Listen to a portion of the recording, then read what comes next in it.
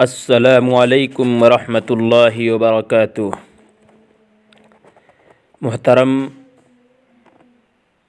بزرگوں اور دوستوں،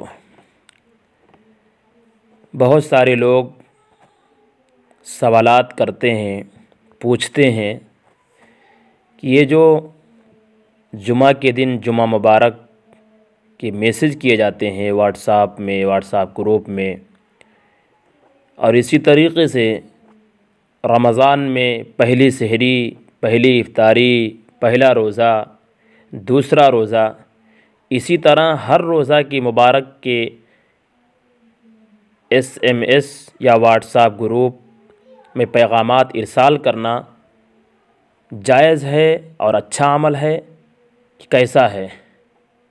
یہ ساری چیزیں، سوالات لوگوں کے ذہن میں آتے رہتے ہیں اور پوچھتے رہتے ہیں۔ آج ہم اسی سوال کے مد نظر کچھ باتیں آپ حضرات کی خدمت میں عرض کریں گے۔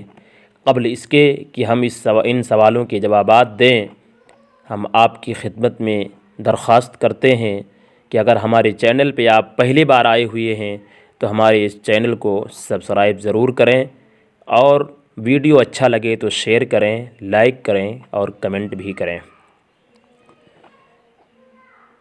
جمعہ کی مبارک بات کا مطلب جمعہ کے بابرکت ہونے کی دعا دینا ہے، اور برکت والے دن برکت کی دعا دینے میں بذات خود حرج نہیں ہے، البتہ اس طرح مبارکباد دینے کا التزام و اہتمام کرنا ٹھیک نہیں ہے، اور نہ ہی شرعی طور پر ان کاموں کا حکم دیا گیا ہے۔ ان چیزوں میں وقت صرف کرنے کے بجائے جو اعمال اس دن ثابت ہیں ان کا اہتمام کرنا چاہیے۔